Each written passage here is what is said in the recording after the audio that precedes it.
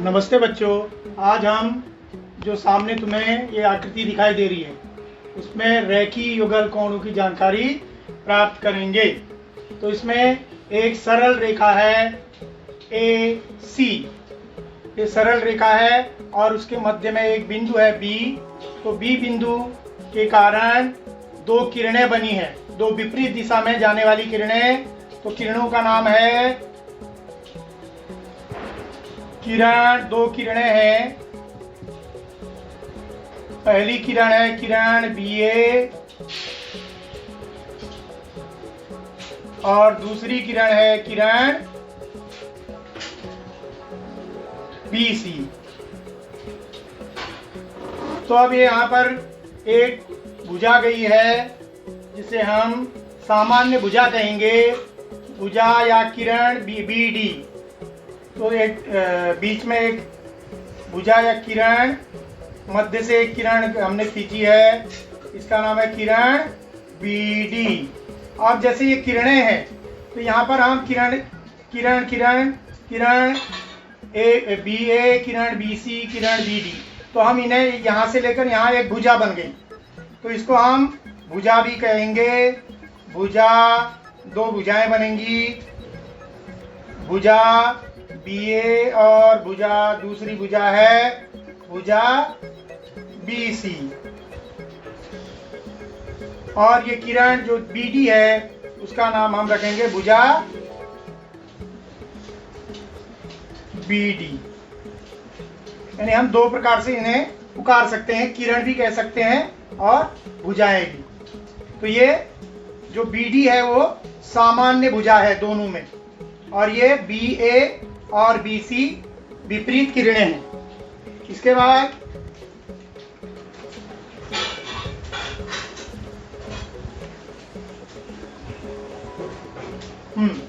तो जैसे यहाँ कोण, दो कोण बन रहे हैं, एक कोण इधर कोण ए बी डी और दूसरा कोण इस तरफ कोण डी बी सी।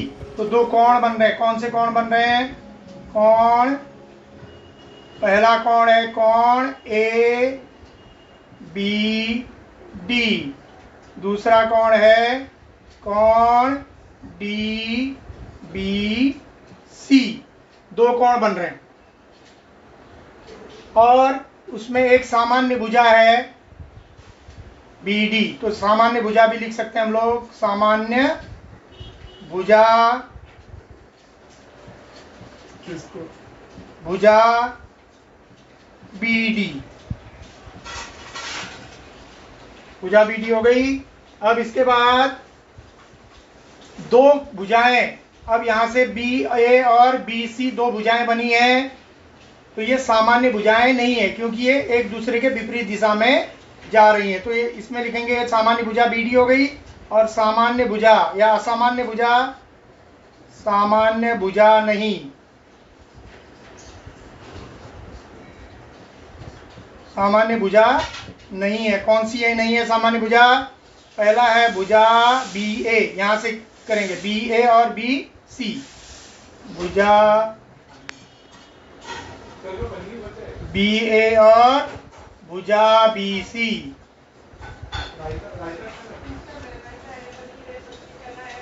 ये भुजाएं हमें प्राप्त हुई, यानी कोण प्राप्त हुए दो, एक सामान्य भुजा बी डी, सामान्य भुजा नहीं भुजा बी ए और भुजा बी सी। तो कोण का नाम पढ़ेंगे कोण ए बी डी, कोण ए बी डी, कोण डी बी सी। और सामान्य भुजा है बी डी, जो यानी रेख या रेखा ए सी को दो भागों में बांट रही है।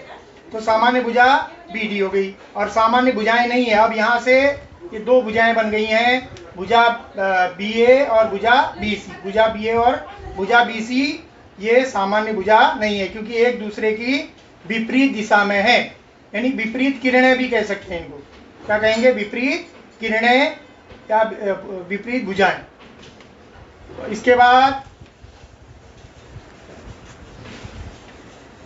हम इन कोणों के माप, जैसे कोण, पहला कोण है कोण ए बी डी, दूसरा कोण है कोण DBC। तो हम चांदे की सहायता से इसे मापेंगे। तो समझ लो हमने मापा, इसका माप निकला 140 अंश और इसका माप बराबर कितना अंश, इसका 40 अंश निकला।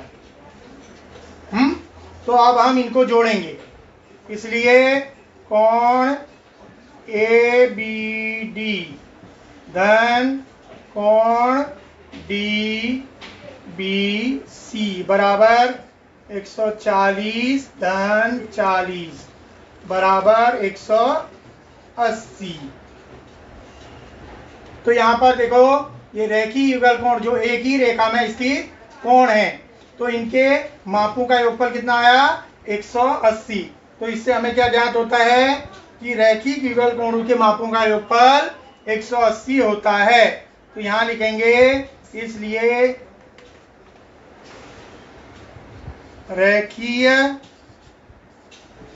युगल कोणों का माप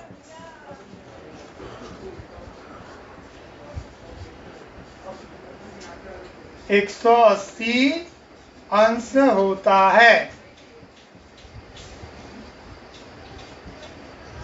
और इसकी परिभाषा क्या होगी, हमने क्या समझा रेखीय युगल कोण के बारे में कि जिन दो कोणों की एक कोण ये एक कोण ये भुजा सामान्य हो और असामान्य भुजाएं एक रेखीय हो, यानी असामान्य भुजाएं भुजा BA और भुजा BC असामान्य भुजाएं दोनों एक दूसरे के विपरीत हैं, तो ऐसे कोणों को हम क्या कहते हैं, रेखीय युगल कोण कहते हैं।